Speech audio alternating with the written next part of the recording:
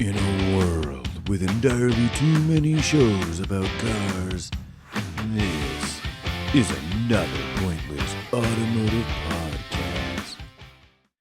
So yeah, Frank, how goes it, Hi. my friend? It goes very good, actually. Woo! For all of the reasons. I mean, nothing super crazy has happened, positive, but nothing negative has happened. So I'll take it. How about you, sir? I'd say in the same boat. I've been like I'm exhausted. Like it's gonna show today.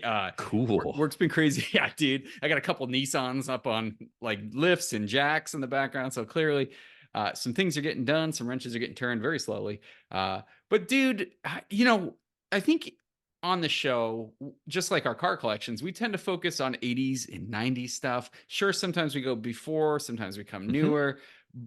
But what we haven't, and it's kind of a glaring omission, I believe, the early 2000s, man. We have not given that time period its due loving gestures, loving embrace. A lot of good cars on the table there. We haven't Whispers of sweet detailed. nothings. Maybe not whisper, maybe scream violently into. So I thought it'd be a cool episode to kind of just like, let's go over how I do it.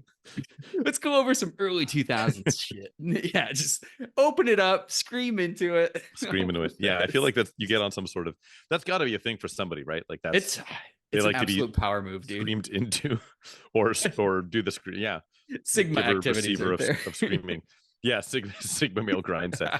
No, and what's interesting is, I've absolutely heard the argument that the mid-ish 2000s, so early to mid 2000s, is peak automobile, which I don't know. I don't know if I absolutely get that conversation. Yeah. And I don't know if I completely agree with it, but it's a worthwhile argument because there are so many good cars in that era that we got. I mean, there's whole manufacturers that were truly hitting on all cylinders, to use a lame pun. Slapping my knee. In that era, and that we're really putting out some really cool stuff. And I hope some of that will be some of the cars that we want to talk about today. Because I mean, there's seemingly a number of manufacturers that kind of have lost their way, that were doing it right. Absolutely. Doing it right in the early 2000s. I mean, truly were. Yeah, and we just came off like the 80s got pretty wild at the end. So if I'm going to pick a period that's probably my favorite, I would go 88 to 93. That little block of times. Yeah, good. I can live happily in that period. But you're right. Like, and then the 90s had some good stuff, obviously, and it was pretty wild. The 2000s often get forgotten along the way because there was some pretty bland shit, right? There was some, I don't know, the .com fell through. So we had like a mini recession. So that, cool stuff stops getting developed during those periods as the economy kind of slowed down. But, we had Camrys and Accords, but also there was some really cool shit. And we're about to hit it here. And I'm just going to fire a cannon blast right into speaking of opening things up and screaming directly into it violently at times. 2002 Subaru WRX, my friend. Yeah. Probably from that period, if I'm going to pick like one car to benchmark the coolness, the shock value, I can't believe we finally got it, Yeah. That's the car for me, man. And what's interesting about that car, and we've talked about it semi-recently, was like it exudes cool. Yep. It didn't try. It was a little bit boy racer, but it wasn't super shouty over the top, right? It leaned into the rally thing, but it was fairly bare bones in a good way. Yeah. It was light, it was fast, and it was really the start of that kind of rally inspired era that we're still into a certain extent, certainly less of it. Yeah. But what a cool thing. They were priced right. Yeah. They were well built. They were quick. They were very well-rounded cars. And people crap on Subaru reliability a little bit, and some of it's earned, some of it's not. But I've tend to found that those cars are pretty reliable. So, really, really cool car. And you nailed it, dude. When you said price correctly, this was an awesome value proposition, right? You're talking like, I think it was like It's like what, 22 to 22? 25. Yeah, Yeah. 22, 25 for like depending on features. And there wasn't that much of an option list, honestly. But you got like a standard issue all-wheel drive car. I think everything was, we didn't have roll-up windows, so it was like power windows, power locks, uh, great power, 227 horsepower. Like I said, Subaru's asymmetrical all-wheel drive. And Hmm. a freaking utility focused vehicle. Honestly, the wagon even more so than the sedan, but they were usable interiors. They weren't overly cramped. You could put like adults, definitely kids. It was a Yeah. 4-door. They were all 4 doors. Just like at that price point, man, I think that was pretty much it. Talk about shots fired at the GTI, right? Like, which Yeah. traditionally held that price market. WRX came on the scene and sold very well for Subaru, and I think for Subaru, it was their first real like powerful rally based car. For sure. Because I mean, there was stuff before. 2.5 RS was the Mm, closest thing we got that didn't fit the bill. yeah, for sure. Any of the prior legacy stuff. SVX certainly wasn't it. Subaru RX Turbo Coupe wasn't doing it. XT wasn't doing it. XD, no. Very cool thing. And very emblematic, I think, of that era Mhm. where a little bit of the hype of the Fast and Furious stuff and the entry into, you know, all of the then very, very fresh nostalgia for the 90s Japanese stuff, like the Godzilla cars, the Supra and FTRX7s and all that, which were not that old at the time, but were No. already being missed. Um, and it really, Formula Drift and hot import nights Oh and god. all of that stuff. Shit And shows. yeah, and it was building upon that. And I think Mm. all of that stuff that is kind of cute and we look back fondly, even if I wasn't really into the hot import night stuff in period so much, like that all like the WRX was built on that. Like and that's why we finally got it, was the appreciation of all that stuff becoming more mainstream in our marketplace. So yeah, what a cool sign of that time. Still cool car today. I think when you see a stock Yeah. like well maintained WRX or even a tastefully modded one, still cool, very capable cars, very nice cars. You know what was really cool in period and kind of similar, I say similar vibe. Mm. Um, A Pontiac Vibe GT. Not the Vibe GT. Ah, Wow, honorable mention, however. on the nose there. 350Z. Those Yes, 350s, like absolutely. those 350Zs, they're all like on sideshows and chopped up for drift circuits now. But Yeah. um, talk about peak of a brand that has just completely lost its God, yeah. lost its way. Truth. That car, the return of the Z car was such a thing. And yes, the interiors were made of garbage. And yes, the styling was moderately controversial, but generally, I think pretty well Aged, liked. dude, aged extremely well. Like stock examples, when I see one today, I'm like, that's a good looking car. And Not honestly, like if I had to be in period and be like, "Do you think this is going to age well?" I would have been, "Hell no, this is no, not a yeah, car." Like I think it's yeah. cool, but I don't think it's going to age well. And it has aged well better. You get those I early think so. cars in the burnt orange. I don't remember the You were gonna go Aztec with it. Gold or whatever it's Yeah, called, in that right. color, the launch color, just really cool. Um, and yeah, like also pretty emblematic of that era. Um, I think those cars are shortchanged because of the 370, where the 370 built upon that car, and it was a second generation, but they ran that thing into the ground, and I think to the detriment of those earlier cars. Um, yeah, I would like a clean stock Oh, yes. With a 350Z. 6-speed manual. Mm-hmm. I for the longest time, dude, I was trying to chase down a Nismo 350Z. I know you remember those bad boys. Yeah. They were pretty outlandish looking, crazy body cladding, which is, I love that shit. Mm-hmm.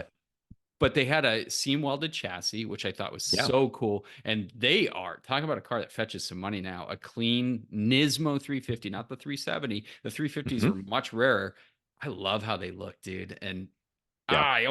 I looked at one and I passed on at 17K. You could not even get close to that price point today, regardless of mileage. I think one of those would be such a cool little track rat car because it'll Yeah. just go. The VQ is pretty damn reliable as long as your Mhm. mods are like smart, like exhaust intake, good tires, good suspension, and just beat the shit out of it. Have fun with it. That's Yeah. talk about a good rally car to take on like the fun rallies that you'll probably talk about in PCP today. Mhm. But genuinely a cool car, in my opinion. Good call Yeah. out, man.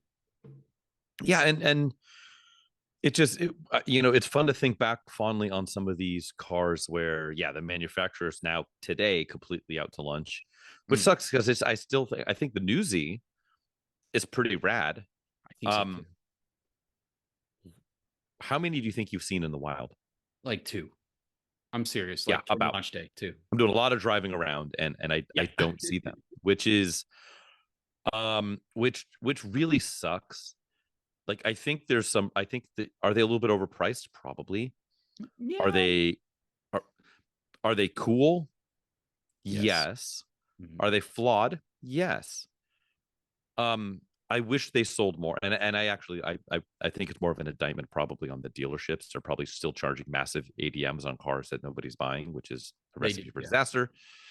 But it sucks because it makes me feel like we're not going to get another one. Like Oh, it's going to be the swan song, which is a shame because Z's always been great. But yeah, that 350 was really cool, emblematic of that time when we were just, a lot of the cool stuff died off in the late 90s and then was getting a resurgence there. Like for instance, that '01 to '05 Celica, the Celica GTS that you cool can get car. with the action package Yeah. and a 6-speed manual, Yeah. and which High revving, naturally aspirated, small Mhm. displacement motor. Yep. Yep, which people 2ZZ, I believe. sing Yeah. the 2ZZ Yep. 2ZZGE, Mm-hmm. and which I remember at the time when those came out, having a 6-speed manual was a huge thing. Big deal. Yeah. That was like a 6-speed that was reserved for exotics. That wasn't anything that a lowly Toyota Celica would get. Like it was a big deal that it was in the Supra. So yeah, that thing was crazy. And with that, I remember a lot of those cars, people were blowing motors in them because they would money shift them on accident. They weren't used to driving at that price point, and weren't used to driving anything with a 6-speed, and they'd have that thing rung out at 8,300 RPM in fifth and go to grab sixth. And which I guess probably not that they probably actually won't rev that high in fifth because boy howdy, if you're doing $8,000 in fifth, you're probably You're moving. moving. But either way, yeah, they'd find a way to money shift it trying to get sixth and game over. Yeah. But those are so cool. That's another one. I can't remember the last time I've seen a really clean one. Yeah, and fortunately, there's a lot of automatics of those too. So if you do see a clean one, Yeah. you're like, "Oh my god, a stock exam!" And you peek in the window, you're like, "Oh, heartbreak." Mm-hmm. Such a bummer. But how about something German, my friend? How about? And I Yeah, know we can talk technically, Japan all day. yeah, I know we can. Late '90s technically to this guy coming out, but let's be honest, it really didn't hit its stride, and most of them fall in this time zone, especially in the U.S. The M5. E39 M5. Yeah. Dude, how can we not talk about like a super nearly, let's just round it up, 400 horsepower, Mm-hmm. naturally aspirated V8 that loves to rev. Your only transmission option, fortunately, is a 6-speed manual. That's really nice for a BMW shifter. If you've ever piloted, I've piloted a Yeah. few of these. Just probably the best all around super sedan of all time. Yeah, I can see that. Been I benchmarked. mean, Modern performance sedans have benchmarked this car. It's just really well executed. Looks timeless. Looks great interior. A lot of if good things it's going for it. if it's not the best, it's arguably the most iconic Yeah, because could you make the argument that like a Chevrolet SS built upon that and it made a better product? You can make that argument, or like a CT5 Blackwing, but um they stood on the shoulders of giants sure. with regards to that E39. What's wild to think about that, that E39 chassis was launched in 96 and Yep. then went to '03. And you see one now, and it still looks fairly modern, and it doesn't, you look at other stuff that was in '90s, you look at a '96 Chevy Lumina, Right. and it looks incredible. It looks older than 96. Well, I mean, I'm gonna say, God damn, that's a good looking Lumina. But yeah, I understand my That is problems. E34. Oh, don't even get me going. But yeah, like there's that thing has aged so well, and they've held up, and they're, especially compared to modern BMW stuff, they didn't lose the plot. They've held up well. They're fairly robust. They've got a couple of care and feeding things, but nothing that crazy. In the grand scheme of stuff. Yeah.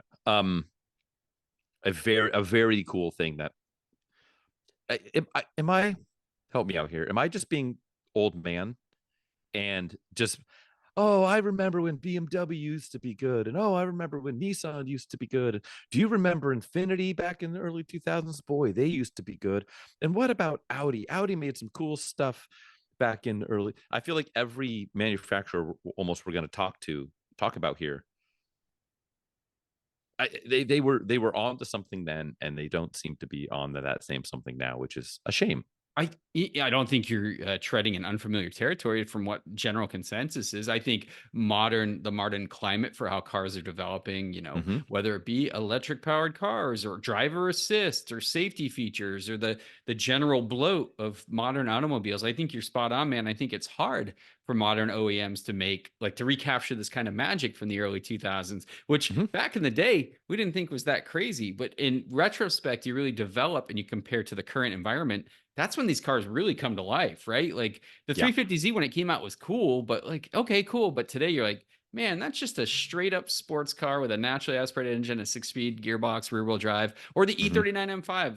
Hey, BMW, just put out a naturally aspirated V8 with a 6-speed manual and let's have fun with it. Yeah. No, Do it, it's please. You guys can't even put a stick in a car anymore. yeah, and Right? like, well, yeah, and even then, it's like, it's not even they can't put a stick in a car. Like, manufacturers aren't making cars.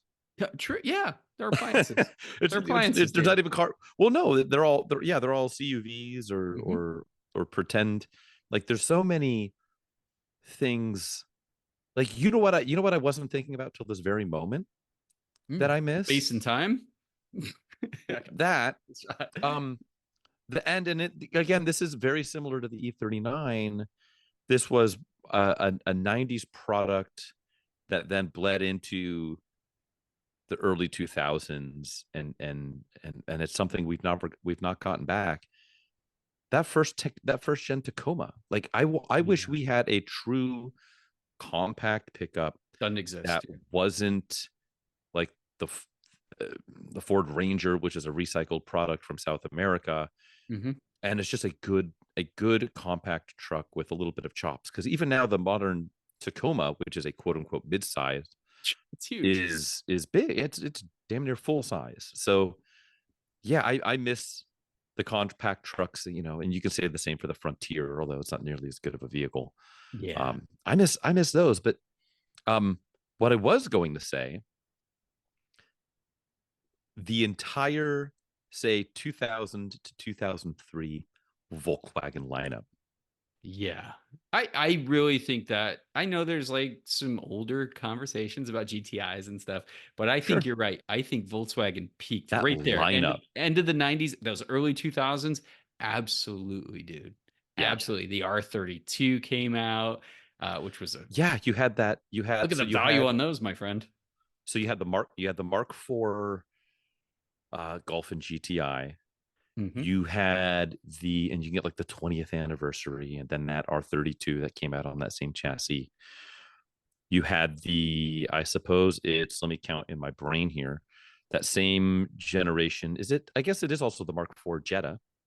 Was it 4 or 5? I can't remember. I think it's 4, right? 4, Because yeah. Mark 1, 2, Mark 3 was the one that everyone forgot and kind of looked like the first gen Passat a little bit. Right. And then Mark 4 is, I think, Everybody yeah, had I it. think Mark 4. Yeah. That one everybody had, that Everybody.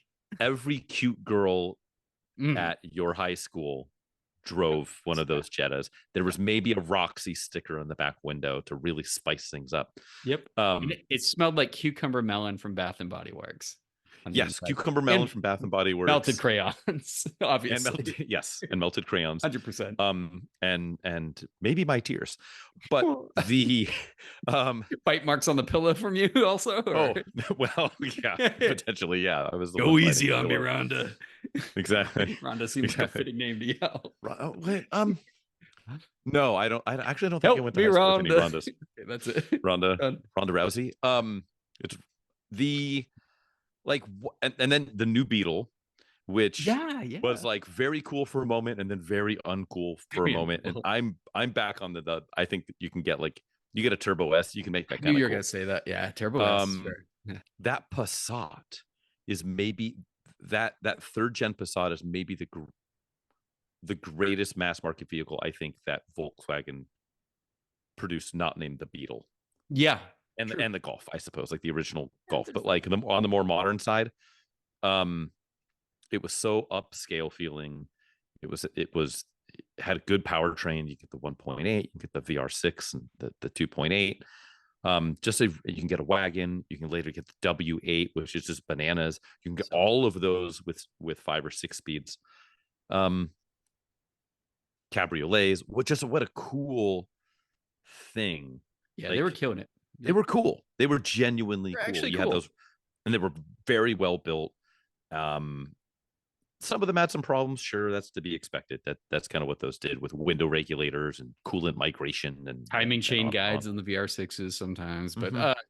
dude, like that GLI that we're talking about, the Jetta, I Yeah. have gotten so close to pulling the trigger on those, dude. When I see a clean one, they go so fast because there's something about them. They had the larger That wheels metallic that looked blue. just right. You know that the cool wheels they had. I think they were Mhm. BBS wheels, truthfully, from the Yeah. factory, and Recaro seats, and that nice 6-speed manual with the 1.8 turbo. That just seems like a cool freaking car to me, man. That just seems like a really cool car, and I think they look Yeah. fantastic because they Yeah, had a and little bit of fender flare. They had a good, very unique, like for a sedan design, very upright, very weird Mhm. proportions. I dig on them. I think those things look Yeah. great. The GLIs. Yeah, I'd like to get my hands on one. Yeah, The problem is, like, the last couple that I've seen have been just really pretty hurt. Like they a get lot of red. miles on them, which, that's not uncommon for something in that price point. Especially when they were seen as like, the high school girl's car with a manual in it, right? Like, Right. but those another one. What happened to you, Volkswagen? Like, that was such a cool moment in time for Volkswagen products, and now it's like, I think they still have a Jetta, and I know they have a GTI, but they don't have a Golf, and they have this ID4 thing that no one cares about, and they're supposed to have a new form of Flanagan, the right? well, the transporter, the ID Buzz, That's or right. it's been called a million times. It's been getting teased for seemingly 15 years now, and it hasn't shown up. So, Yeah. um, I don't know. Give me a synchro. I don't know. Pour one Yeah. out. Yeah. I don't know. Yeah, I think you're right though. I think Volkswagen might have. Eurovan. They They had need. the Eurovan in the Yeah, they late did have 90s, the early Eurovan 2000s, in and like that was teal. cool. A teal Eurovan still looks awesome. Mhm. So bummer, dude. And I want to say by default, Audi had some cool stuff because you still had that twin turbo 2.7. Yeah. Fuck reliability, fuck maintenance. It's a cool All car. road. Just they look All road. great. If you want to fuck reliability and Yeah, maintenance, go fuck all life. road, baby. Let me tell you how you can get in a low mileage one of those for like $3,000 Right. for no reason at Yes. all. Don't do it. Please don't do it. Uh, how about, and we've talked about this car too, and I think this car is super cool, and I think this car really helped accelerate performance across the board because I think horsepower has always been an arms race, right? Throughout the Mhm. decades, like shots fired, and sometimes you get those just big cannon fire. Ba-boom. Dude, the C5 Corvette Z06, and I say this again Yeah. and again, and yeah, it came out at the late 90s with the 375, but you didn't get that full 405 horsepower LS until 2002. And bro, it's so much horsepower, they had to put it on a badge. You have to Yes. put the horsepower your engine makes on a badge. Fuck yeah. Hell yeah. Bald eagles shooting ARs into public Yes. schools. But Yes. That's yeah, right. America. Fucking what a car. And like not just horsepower strapped to a shitty chassis, a Mhm. great sports car. No, yeah, and what's wild is when that came out, it was like, wow, what a performance bargain. This thing punches way above its weight. And now you look at them now and you're like, wow, what a performance bargain. This thing punches way above its weight. Like it's the exact same thing, which is a Corvette, story since day one. Facts. Yeah. The C5, or sorry, the C4 had the ZR1, but that was a very different thing. Yeah. The Quite closest they different. probably ever got to that was the Grand Sport. But yeah, that C5 Z06 really became like the standard bearer for like the approachable performance vet moving forward. At that Because time, 2002, right? Like Mustang GTs made 300 horsepower out of a V8. Like that 405 was serious. And today, it's still a fast car oh in yeah, playing field. You could take a Z06, update like the suspension, do some small tweaks, go run a track day and just hose folks, go up in the canyons, run anybody down. It's just for that price point, you're talking 15 to 20K. And they're all yeah, pretty low mileage because they're Corvettes. No one drives a goddamn Corvettes. What's wrong with people? they should. It's a shame. But I Yeah, think that was a cool car. I remember when those came out, dude. I remember seeing them in like yellow or something. Like, the future's here, guys. I mean, they still had, you still had the pop-ups and fun stuff like that. But man, that thing just looked right. It just, the wide stance, how low it was. yeah. I think Corvettes are still, I know there's a lot of like talk about Corvette enthusiasts, but I think they look great. I think they do have a lot of presence. I think especially that Z06 and that bright yellow. It's just a car you cannot look at and be like, no, it still looks good. Don't look at the interior, but the exterior is like that. That's a good looking car. It just And is. what's funny is I feel like the worm is starting to turn a little bit on the perception of Corvette guy, I think so.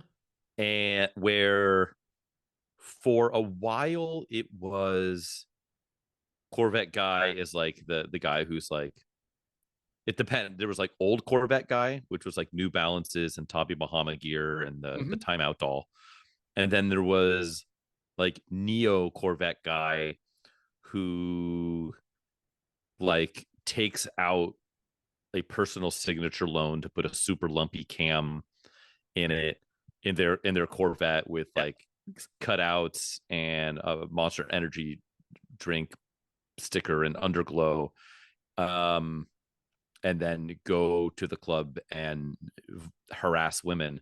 Mm. There was that like neo Corvette guy stigma, which up to the listener if you want to believe that as a true and functional stereotype or not. Um, but I think a lot of that is kind of going by the wayside because I think there's people that are sort of embracing the performance aspect of it and also leaning into a little bit of like the going to the car meet with the in the jorts with the New Balances and the Sure. visor, and kind of having fun with it, which is good because those cars are then getting driven and getting used Hmm. properly. And by that I mean it's not either they're never being driven or they're being taken to sideshows, because it was either one or the other with no middle ground, and I feel like the Yeah. middle ground is starting to get into them, which makes me feel better about them.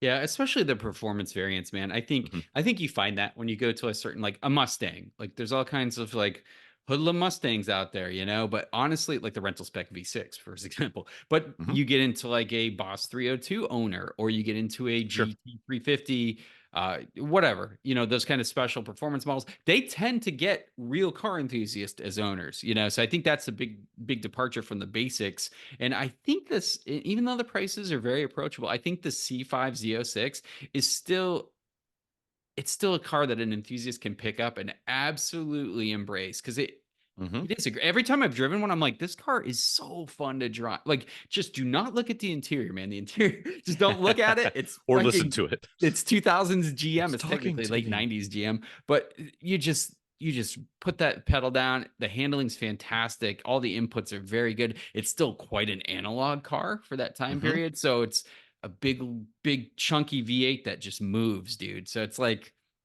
there's a lot to love about that car. Get it in a Yeah. bright color. Don't look back. Of Can I mention a car that's wildly different than that? course, there's a few, Honda Element. dude. So good. Honda Element, So man. good. And that's what that launched in 03. So Hmm. it's really a more mid 2000s Perfect. Yeah. vehicle. But what a thing. What a cool, like, I remember at the time, right, when we're talking peak peak box car, like quirky boxy car era. When that Mhm. came out, it was like, oh, it's an even bigger Scion XB or Nissan Cube. Um, but I think they've aged well, both in design and just functionally. I mean, I know many people that have some with enormous miles on them. Oh yeah. And as so long as you can keep tweakers from stealing the catalytic converters out from under them, Mm. they, the interiors hold up well, which was part of that part of the gimmick on those was like, Yeah. Hose it out, you, right? you can hose it out, and then people Yeah. would hose their dashboard, and then it would glitch out and be like, that's not what we meant. Hose the dashboard. Um, yeah. And just a Swiss Army knife that should have gotten a second generation.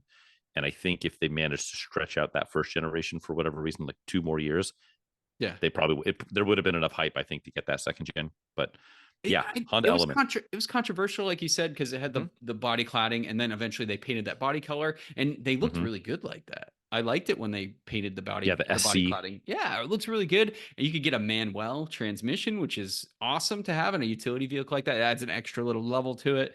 Agreed, dude. And like I think we both say, like, how doesn't Honda come out with the Element again in today's market of just crossover goodness? Like that would do so well. It's like a lower to the ground Pilot with more utility built in, right? Would you say grounded to the ground?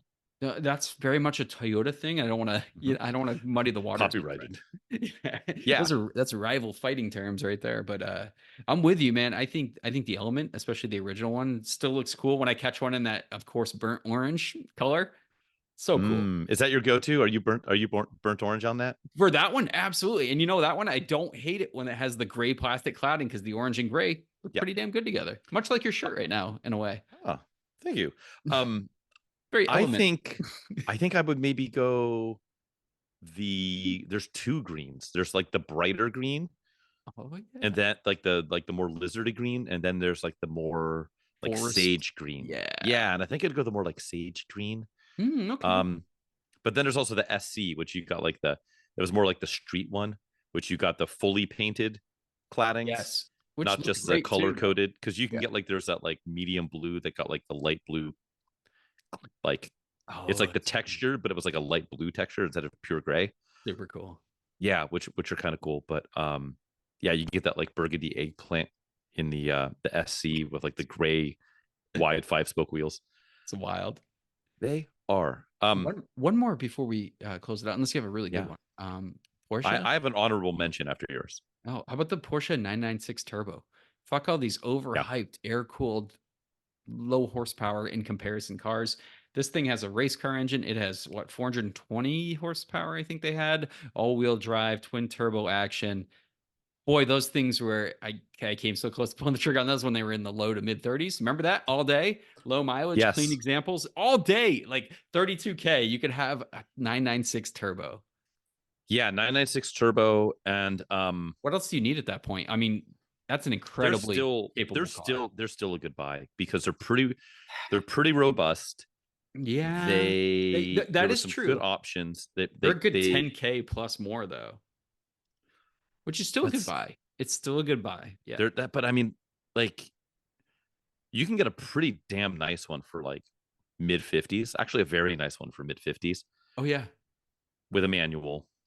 And you're not going to lose your lunch versus like, no. Like, what can you get for mid 50s anymore? Which is sad to say, but like, and we like to play around in the shit heap world, like a tenth of that. If you don't want to do C5 or C6, C06, God, they're just good.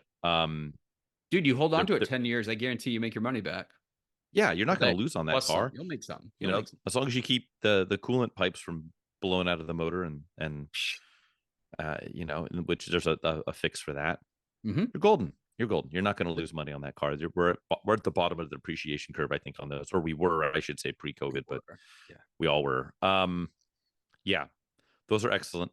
If you can't afford one of those, but you want some sweepy, some kind of sweepy, curvy German coupe action, might I interest you in an original Audi TT? Oh, good call out, dude. Great call out. Yeah, they're just cool. Like if the Beetle wasn't if the Beetle was too high school girls car for you, Chop that Beetle, baby. but you Chop still wanted a 1.8T, um, that's the car for you. They're still pretty reasonably priced. Kind of hard to find a good, clean, low mile one. Although I've got a sneaking suspicion that there are a lot of those in the hands of original owners in garages low with mileage. very low miles on them, meticulously kept as like the weekend car. Or I just retired, and this is my retirement present to myself. And I think we're going to start to see some of those cars make it out into the wild. You ready for this, Frank? This is my dream spec TT, and I have been looking at them for a while. It's going to be Yes. that super dark green they have, that very almost like a British racing green, forest green, baseball glove interior. It's going to be the Quattro with the 225 horsepower, the twin exhaust. I think that with a 6-speed Manny, I'll even take it in a convertible, is going to be a sick freaking car. Like that color combination, I just think that's fantastic. Yeah, that's really cool. The baseball interior is really dope. I had a moment to play around with one that was that metallic, that like medium to darkish metallic gray that has almost like a pearlescent over the top. It's like a wet concrete look. Yeah, that's usually what you find you find the baseball leather in that one for some reason. Everyone I see, but I have seen it in the dark green in a Roadster. Yeah, it was that in a Roadster with a manual. 225. So it was a Quattro, right? Yes, Quattro. That's the important. 225. Yeah. Also, though, if you decide for some sick twisted reason you don't want to row your own gears, you can get that with the 3.2 later at the end run with the 3.2, and you've basically gotten yourself, if you get it with a coupe, you've basically gotten your like a sexier, more well built R32. So that's another play. Early R32 looks so good in that blue. They do. It's almost as different as you can get as far as styling, like aesthetic goes, right? Like very much boxy and upright and kind of slab sided hatch versus this really rounded in all possible ways TT. But yeah, I think you're right. I would go 225 horse, 1.8T, Quattro manual. They do a blue that you can get with a blue interior as well. Yeah, that's super very cool. Blue on blue is the way to rock that one. We know that. That's also a good way to do it. So I just wanted to give a quick shout out to the Audi TT. That's a good shout out, dude. I don't know how I didn't mention that. And I'll probably own one of those sooner than later. And I will regret every maintenance item I have to fix on it. So there's that. Absolutely. And we could if we wanted to make everyone stop listening to us, we can rattle off a bunch of other stuff that we hadn't gotten into. S2000 didn't get mentioned. RSX didn't get mentioned. The original TSX, TL Type S, CL Type S, like all the entire Acura lineup, effectively. What you're trying to tell me, Frank, is there are a lot of sweet cars from the early and mid 2000s, and I think we're shining a light on it. It's a very easy subject to talk about, and one we somehow skipped over. But boy, some killer ones too. Coupe. Yeah, original G35 coupe with the Brembo package and the 6-speed manual. Good luck finding one of those that isn't chewed up and stanced out. GT Cruiser Turbo. We can go forever. And it stopped. But I think anyways, that's our show today, guys. Thanks for tuning in. Yeah, and we lost. This has been another production of. No. 2 listeners have left the chat room. But seriously, let's play that game we like to call the automotive quiz game. It's so good, Frank. The name. I'm gonna pull up the ad while you introduce the viewers to it, and I think they know it, but just in case we have new folks. Oh boy. Well, for those new or those who have pointedly skipped over this part for 130 something episodes, print ad quiz game. Chadwick here will read a print advertisement from the 80s, 90s, up until the mid 2000s. He's going to read the type copy from that whilst redacting out any overly identifying bits and pieces, with the goal of me having to guess what we are talking about with regards to the make and model and approximate year of said vehicle. I get 10 minutes when he's done reading the ad. I get up to 3 guesses. I can ask for hints should I need them in between those guesses. I'm ready. Feel free to play along at home. Chadwick, are you ready? Yeah, man, let's rock and roll. I need my spectacles for this one because the font is absolutely blurry and Ooh, tiny. fantastic. So I'm gonna get really close to my computer. It's gonna get extra sensual. Ooh. Just this is a one pager, Frank. We have the vehicle passenger side 3/4 front angle. We love it. It's blurry. The background's blurry. A lot of action going on here, my friend. Moving. Like I said, one pager at the top, the biggest, boldest proclamation. Just so we're clear, street racing is still illegal. So we're Ooh. just get ready, my All friend. right. There's an infographic with an engine, and I can't really say the engine's name because it might give it away. A little hint there. Ooh. Yes, it's called the blank. Yes, blank are the guys that prep our cars for rally racing.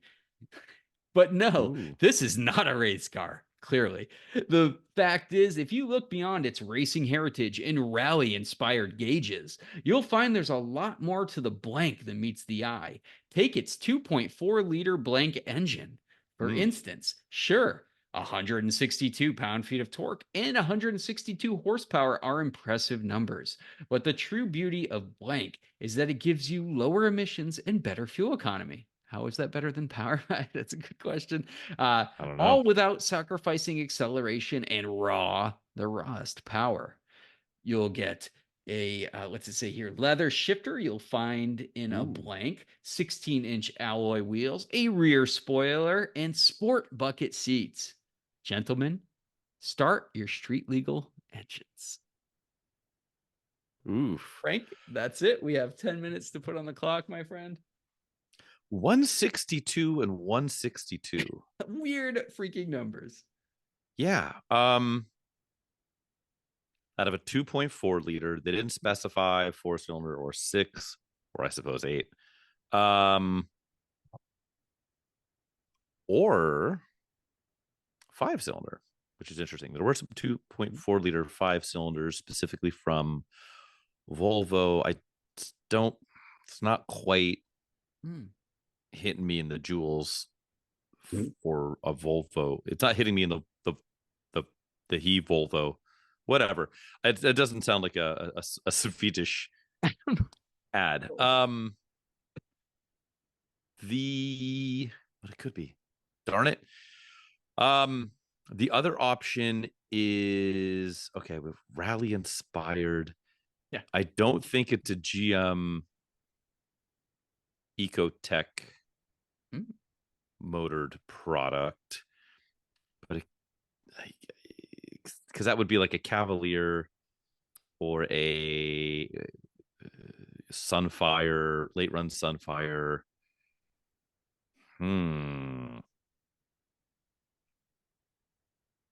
Could it? Oh, man, there was the Saturn Redline, the Saturn Ion Redline, which would do dumb stuff like still be talking about ABS and like a rear spoiler. Probably not 16s though. 16 seems a little late for that. Boy, I'm going to circle. No, because on the Volvo with the 2.4 inline 5, that would have to be NA. And I don't know if they would have had that in anything that they would have been singing about as far as performance-y and rally inspired and a leather shift knob. And boy, this is a tricky one. Doozy. This is a doozy. 16-inch alloys, 2.4 liter. 2.4 liter is, it's not enough go for anything. So we're not talking Honda. We are not talking Toyota.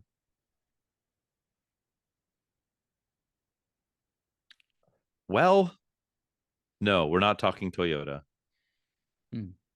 I was thinking maybe it could have been a Toyota Tacoma S runner, which would be very obscure, but I don't think those came with a spoiler. I'm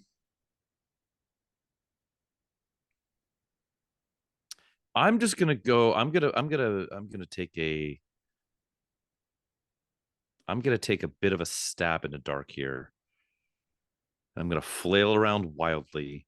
Mm. And I'm going to say this is a 1995.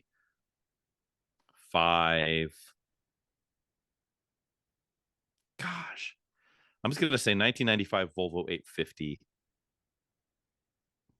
Final answer. It's not the T. It would be a T5. That would have to be the NA1, but I don't think that's what this is.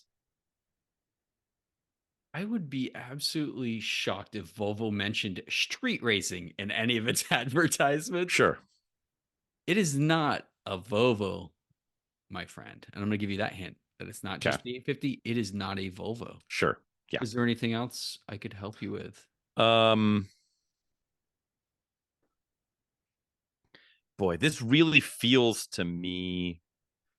God, 2.4. It really feels to me like this is from a U.S. domestic manufacturer. Would that be giving it away? Would that be too much of an ask to say, is this a North American OEM manufactured product? It's a pretty big ask, but I think you deserve it. No, it's Okay. not. It's not domestic. Okay.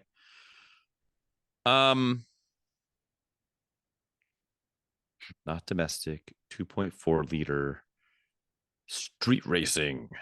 Oh, you know what this could be? Yeah, I have a good idea. Yeah. Uh, I think I might be off a tiny bit on the power, but man, 16-inch alloys. I mean, this could be a. God, I thought the horsepower would have been more like 155. This could be a 240 SX that's going to have the KA 24DE. Street racing, rally. For the sake of time and the lack of dead air, I've got it, but I've got to come to a conclusion on, is this going to be like an S13 or an S14? I'm going to say this is a 13, and I'm going to say this is a 1994 240 SX, Nissan 240 SX. You're getting warmer, but it is not a Nissan 240 SX, my friend. Okay. Hint on the house. You're going to have to come nearly a decade. I'm going to try. More modern. More than a decade, more modern. Okay. About a decade. That was my initial. Bring it to the forefront here. But why are they still dumbasses? How sad is that about now? How ABS sad is and this 16-inch wheels? And those horsepower numbers. But anyway. Right. Okay. So we're into the 2000s. Mm-hmm. And by a bit. 162, 2.4 liter. Man, this isn't a dumbass base model Eclipse, is it? Oh man, I don't know if I can make that because rally heritage. I mean, it's there. It's so dumb if they're doing all of this for the 2.4 liter Eclipse and not the 3 liter. I'd say the rally stuff is not too far off with this car. I don't think it's as much of a joke as you think it is. Another big hint.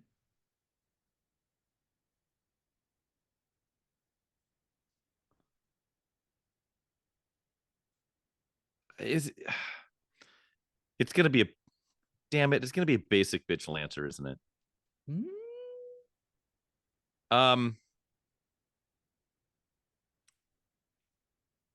Let me how much time do I have? I know it's not much. You have 2.5 minutes.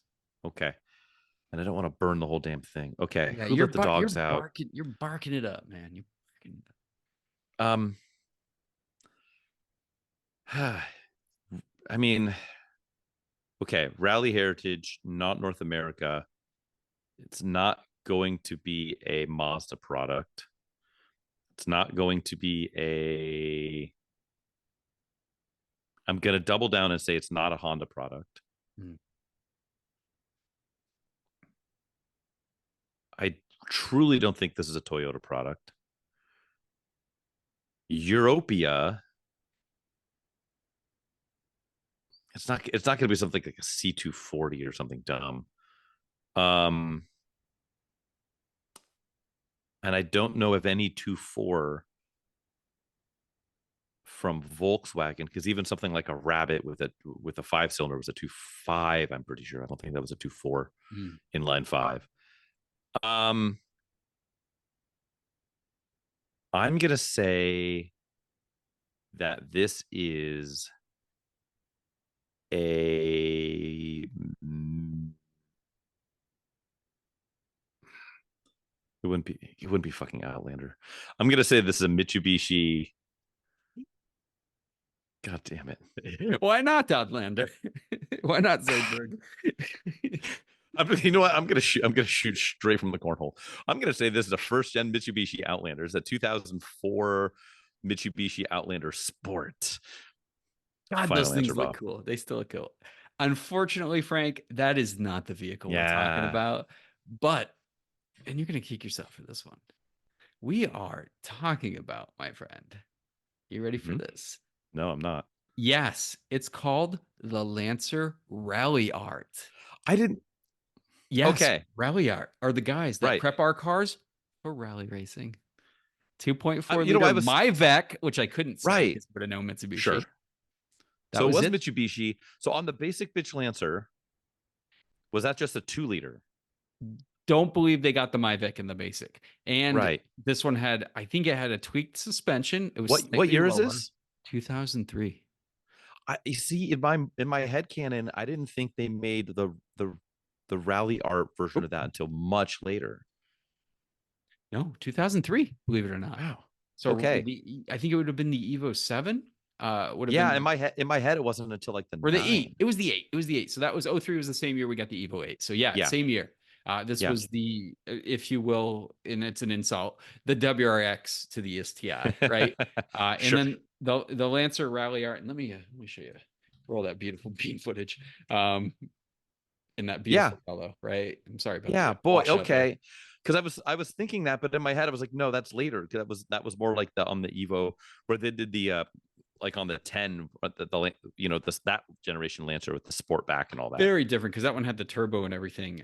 Right. Yeah. It's funny as the numbers, man. 162 from a 2.4. And then meanwhile, like my TSX. Oh, I got a 2.4 from the same time period with 205 horsepower, right? Yeah. Just casually throwing an extra. Very different. And this, I think this motor got shoved in a 40%. bunch of stuff too. I think you could get this in the Eclipse. I think you could get this in the and it wouldn't have been, I can't remember. I don't think it was the MyVec in the Eclipse, or maybe they it was did eventually. a different. They had a MyVec V6 as well that you could. It's the generation after, so the 4th gen Eclipses. I think you could get this and the V6 MyVec because everything eventually became MyVec. But yeah, the basic Lancer one did not get the MyVec motor, and it had a little less horsepower, which is shockingly scary. And you're correct in 2003 bragging about 16-inch wheels and 162 horsepower. It makes more sense now. Right. But the fact that it's just wild to think about street racing and stuff when they have that always throws me for a loop when they're talking about speed and performance and stuff. But when they have a much racing, hot, right? But they have a much hotter version of that exact car. Yeah. The kids that loved Fast and Furious couldn't afford Evos, so they this is kind of targeted. Same with the Mazda Speed Protege, all those cars targeted Protege right at that demographic, right? Mm-hmm. And in retrospect, I would not hate to grab one of these with a 5-speed manual, Frank. This or the Oz Rally. Remember the Oz Rally edition one? Yeah. But this one's actually pretty cool. Baby. I've heard good things about the handling on this car too. So, make it look like an Evo and be a dipshit. I don't know. I mean, you'd be the only homie at Cars and Coffee rolling up with a super clean Rally Art 03 Lancer. Finding one, yeah. And they're dirt cheap, just so you know. Yeah, I mean, if you can, unbelievably dirt cheap. Yeah, because they're all just fucking gone, driven into the dirt. Yeah. All right. Well, I was sniffing around it, but I couldn't quite execute it. Yeah, you couldn't get to the hole to yell in it, but yeah, exactly. Very good job, man. You got right there. Those early Outlanders, when you see those things, how crazy do those look now? Do those have? I wonder. Was that the same motor in those? Because I know pretty confident it was the 2.4. Yeah, I in those don't know early if they Outlanders. jammed a I don't Mavic. remember if it was the. They might have. That's worth a Google machine trip. I'm looking it up right now. 2.4, 140 horsepower in the Nope. 03. Yeah. So See, that that Mavic was was a little special, I think. MyVec, UVec. We all vec for They had to MyVec. do something special to eke out mediocre horsepower out of a 2.4 and try to upsell it. But hey, Yes. that- Very cool. everyone- Should we celebrate by discussing our personal triumphs and yeah, we follies? celebrate the ups and downs, the uppers and downers, PCP, Mm-hmm. Project Car Progress. Frank, That's right. what have you been doing for PCP adjacent activity? Well, I didn't die. Yay! Yes, I see dead people. went on the Driving While Awesome.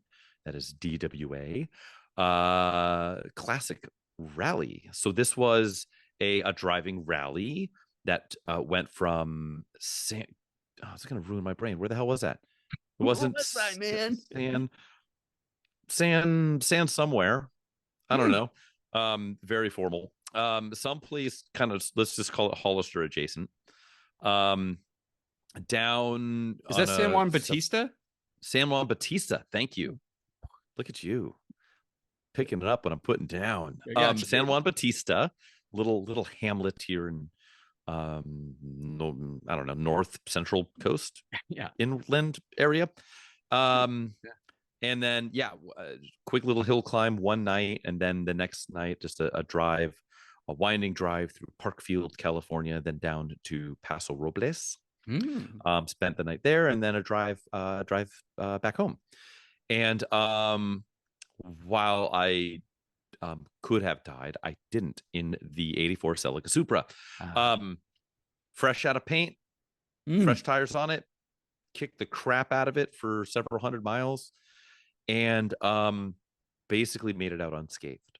Wow. Which is kind of crazy because it had only seen a couple hundred miles in a couple of decades, if that. And I expected something to fail catastrophically, and nothing did. It got back from paint less than 48 hours before taking it on the trip. So and no on wax. The drive, clearly no wax. No wax on, no wax off. It's got a dead bug wax on the drive, which is great for the paint. I've heard famously very good things. And took it on like there was like, oh, there's the all paved stage, or you can take the dirt stage. Of course, it took the dirt stage. Right. So went mob through the dirt, which I found out was the reverse run of the hill climb we tried to do in the Galant. I didn't figure it out till I got to the very end. I'm like, hey, wait, I've been here. And it was that little gate with that ranch right there in Parkfield. That's awesome. Yeah, so I got to drive it, and hell of a road. Like the paved that section on the other side is incredible. That's cool. So we'll have to revisit it on another drive, or just the two of us at some point. We can make it if we try. So we'll have to do it. But yeah, like the only casualties was driving back from the body shop. Actually, before I even went on the drive, I got a call from the body guy who was driving it back to me. He's like, hey, I'm on the side of the road right now. I'm like, okay, what's going on? He's like, well, I think your air conditioning compressor locked up. The belt's just screaming. I was like, oh, okay, like that's not too bad. He's like, can I just cut the belt? I was like, absolutely, yeah, just cut the belt and go. Like, I have another one in the box already, like waiting for the car. Like, just cut the damn belt. And that was it. And so and he was right, it did. The compressor's frozen now. Outside of that, there was one part on that hill climb that like really hard on the car, doing like an at elevation all throttle hill climb, and it started to run hot. It never got into the red, it never got overheated. It got just north of the 3/4 mark. So okay, slowed it down, and it came back where it needed to be. Nice. Otherwise, flawless performance. Not a hiccup out of it. And I drove it hard. That's an inline 2.8 making 160, right? I remember. Yep. Look at my super Yep. knowledge off the top of my head. 5-speed Manuel. Yeah, that's a good. Those are It did good good. cars, man. Those are real nice. Yeah, brakes never got cranky, suspension never got cranky. Um, yeah, like it just worked. It Huh. worked and worked and worked. Did So Toyota things? Go figure. absolutely, I love what you do for me, Toyota. What have you been up to? So I've got a classic Infinity over my shoulder there, and Mm. one of the weaknesses of the car is the clear coat had gone, and there's really no bringing that back unless you do a full respray. But I did go ahead and cut and polish the rest of the paint because it was generally faded black car, original paint, 30 years old. That's what happens.